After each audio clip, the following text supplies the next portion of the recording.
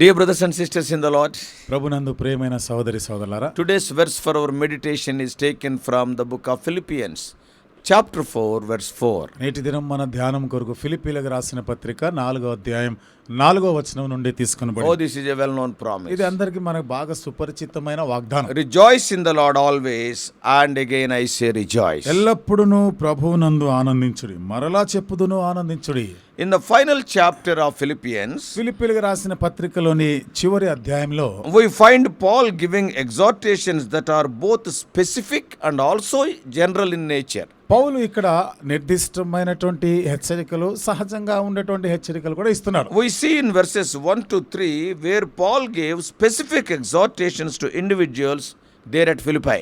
1-3 వచనాల్లో ఫిలిప్పీలో ఉన్న ప్రతి వ్యక్తికి కూడా నిర్దిష్టమైనటువంటి హెచ్చరికలు ఇచ్చాడు. Now in verse 4, ఇప్పుడు 4వ వచనంలో we find the first of several exhortations which are certainly needful for all Christians. అనేకమైన హెచ్చరికల్లో మొదటిదిగా ఇక్కడ అంటే ప్రతి క్రైస్తవుడికి అవసరమైనటువంటి హెచ్చరిక చూస్తున్నాం. Rejoice in the Lord always, again I'll say rejoice. ఎల్లప్పుడూ ప్రభువునందు ఆనందించుడి, మరలా చెప్పుదును ఆనందించుడి. You may recall that joy is the keynote of the epistle.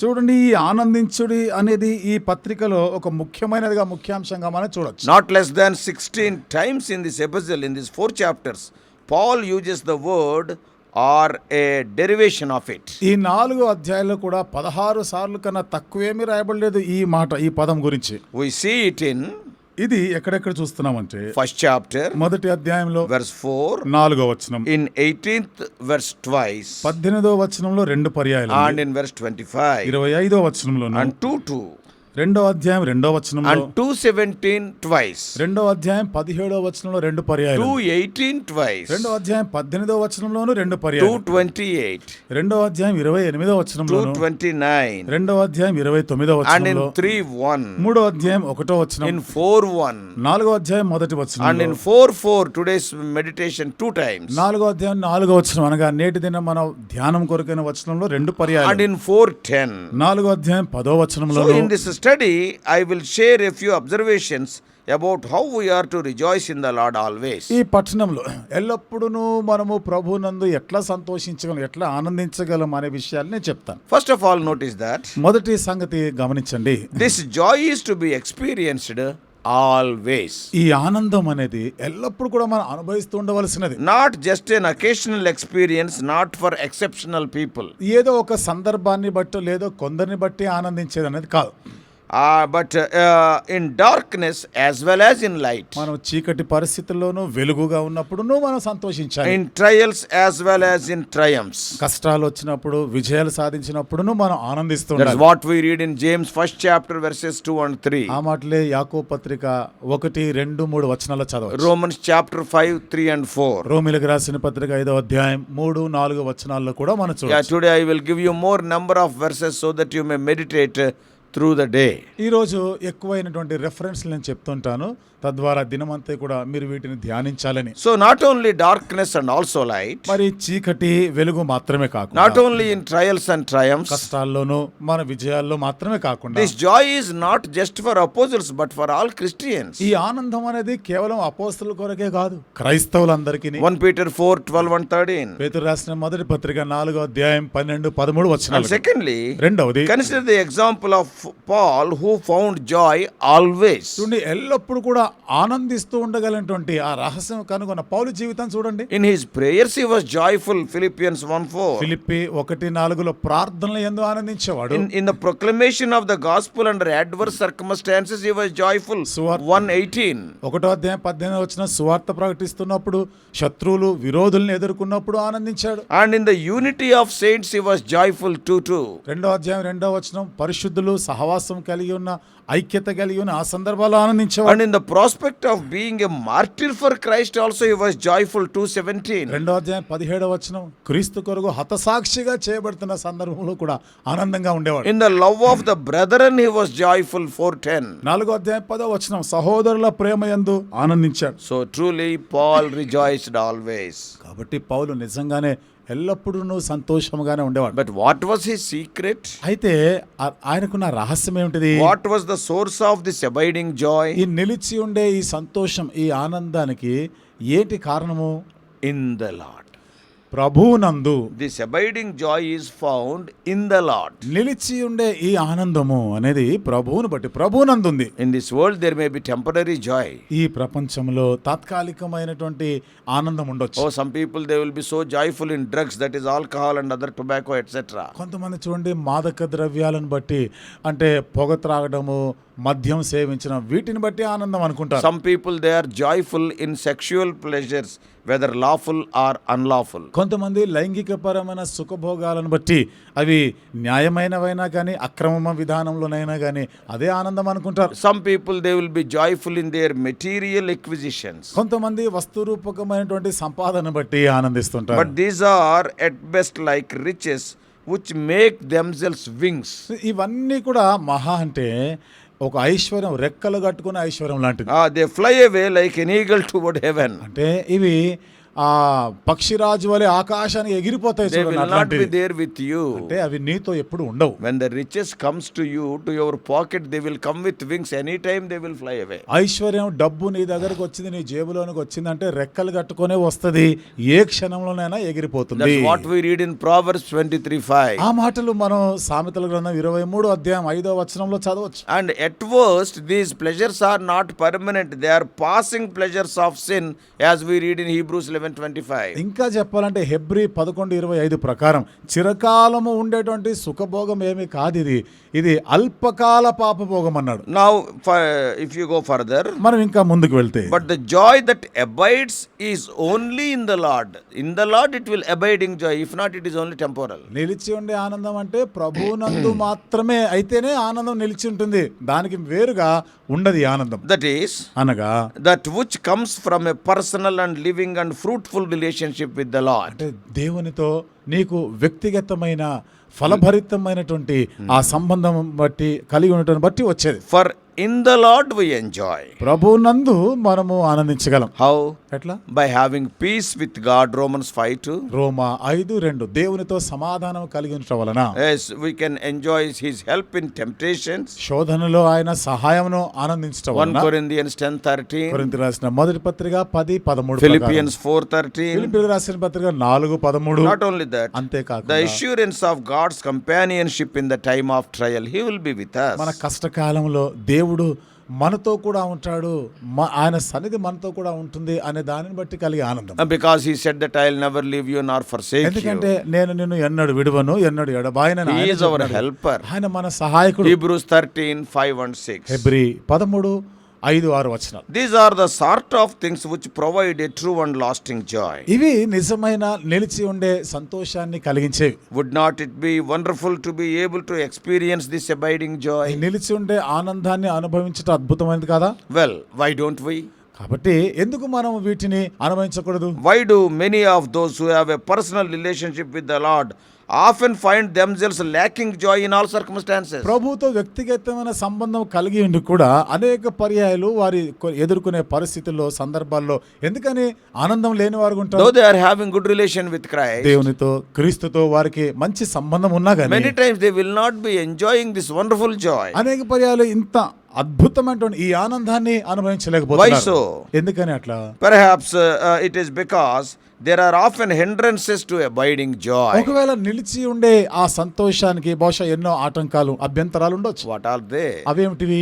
Memories of past failures, చూడండి, గత పతనాల గురించిన జ్ఞాపకాలు, and also the awareness of the present faults. అంతేగాని ఇప్పుడు ప్రస్తుతం కూడా ఏదో తప్పులో చేస్తున్నామనేటువంటి ఆ అవగాహనను బట్టి Such often leaves people in a state of discouragement or depression. ఈ పరిస్థితి అనేక పర్యాయాలు ప్రజల్ని ఎంతో నిరుత్సాహకరమైన కృంగుదల పరిస్థితికి తీసుకొని వెళ్తాయి. Paul, however, provides a solution in Philippians 3:12-14. ఏదేమైనా పౌలు ఫిలిప్పీయులకు రాసిన పత్రిక 3వ అధ్యాయం 14-15 వచనాల్లో దానికి మనకు పరిష్కారం చెప్తున్నారు. Realize your imperfection, కాబట్టి నీలో ఉన్న అసంపూర్ణతల గురించిన గ్రహింపు కలిగి ఉండాలి. yet press on to better things.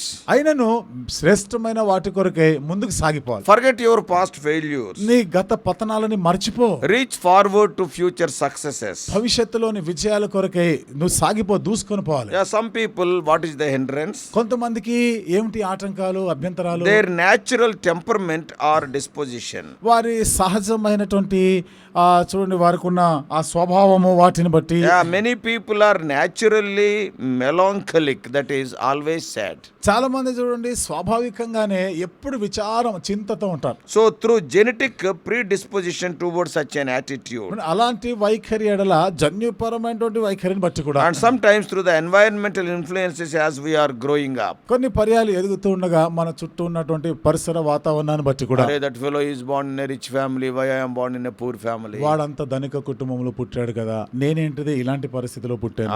Sometimes these things will keep you sad. కొన్ని పర్యాలు ఇవన్నీ కూడా నిన్ను ఎంతో విచారకరంగా చేస్తాయి. There is no reason to be sad because it is already over. God has predestinated that. నువ్వు విచారంగా ఉండేదానికి ఏ కారణం అక్కడ ఏమి లేదు, ఎందుకని దేవుడు ముందుగానే నిర్ణయించినాడు కదా వాటి గురించి. So yet in Christ we can be transformed. Romans 12:1 and 2. కాబట్టి రోమా 12:1-2 వచనాల ప్రకారం క్రీస్తుని బట్టి మనం రూపాంతరం చెందుతాం. And we can produce the fruit of the Spirit, that includes joy also. Galatians 5:22. ఆత్మ సంబంధం ఫలాన్ని మనము ఫలించగలము. అదే గలితీయులకు రాసిన పత్రిక 5:22లో సంతోషం, ఆనందం కూడా ఒక భాగం. Some believers, they can't enjoy this abiding joy because of depressing circumstances. కొందరు విశ్వాసులు నిలిచి ఉండే ఈ ఆనందాన్ని అనుభవించకుండా ఉండేదానికి కారణము వారు ఎంతో నిరాశ, నిస్పృహలో ఉంటారు. It is easy to be joyful when everything is going well. అంత బాగా సజావుగా సాగుతున్నప్పుడు ఆనందంగా ఉండడం అనేది సహజం. But when things go wrong, కానీ పరిస్థితులు ఏమైనా వ్యతిరేకంగా ఉంటే,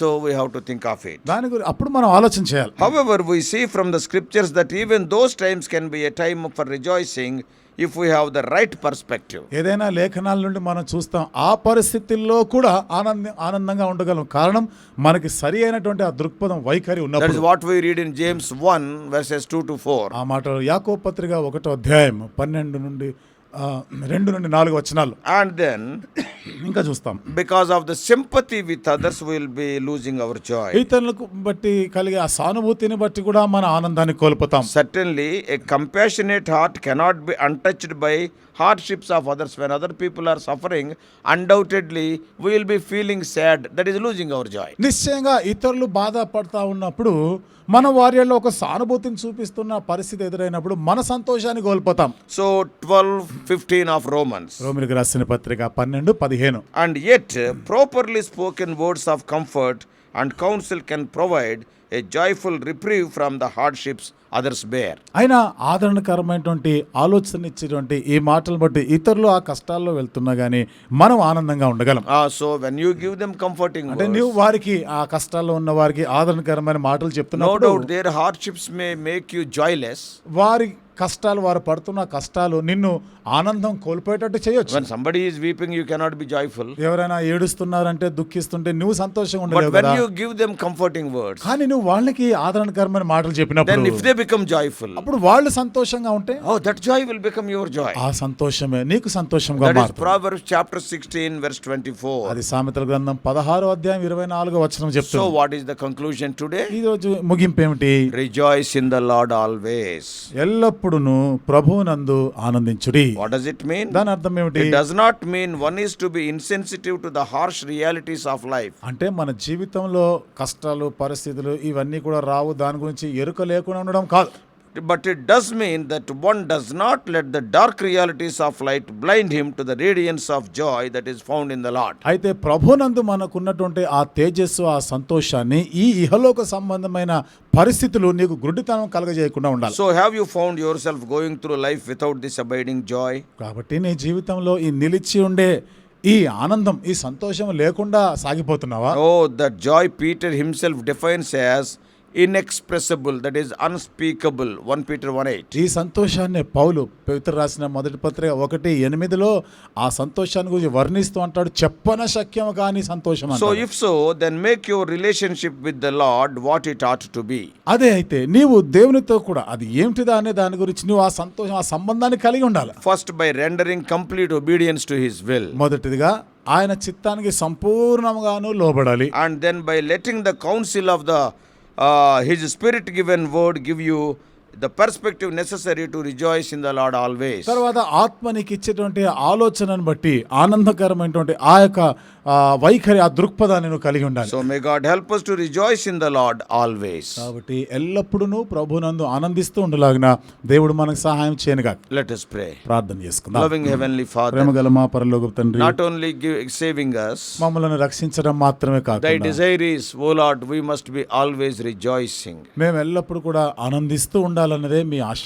And that rejoicing must be in the Lord. ప్రభా, ఈ ఆనందించట అనేది ప్రభునందే ఉంది. And that rejoicing must be always. ఈ ఆనందించట అనేది ఎల్లప్పుడూ Oh, ఆనందిస్తున్నాం. what a higher and great plans you are having for us. ఎంత ఉన్నతమైన గొప్ప ప్రణాళికలు మేడల కలిగి ఉన్నారు. Because of our limited understanding, many times we will be becoming sad. మాకున్న కొద్దిపాటి గ్రహింపును బట్టి ప్రభా మేము ఎంతో విచారంతో ఉంటాం. Oh, help us not to be like that. ఆ రీతిగా ఉండకుండా సహాయం చేయండి. Even, oh Lord, Paul is writing this letter from the prison.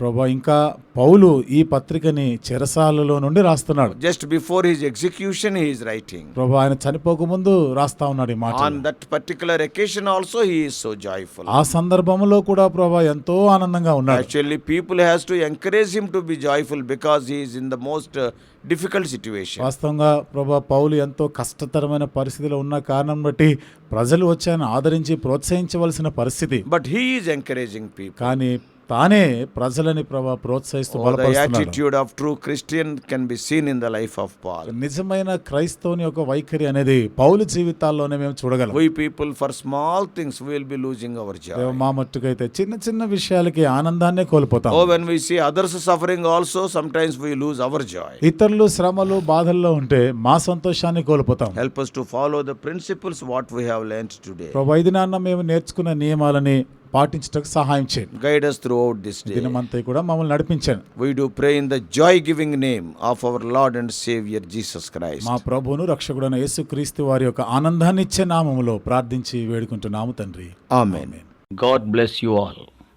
Please subscribe for more spiritual messages on YouTube channel John Victor Hebron.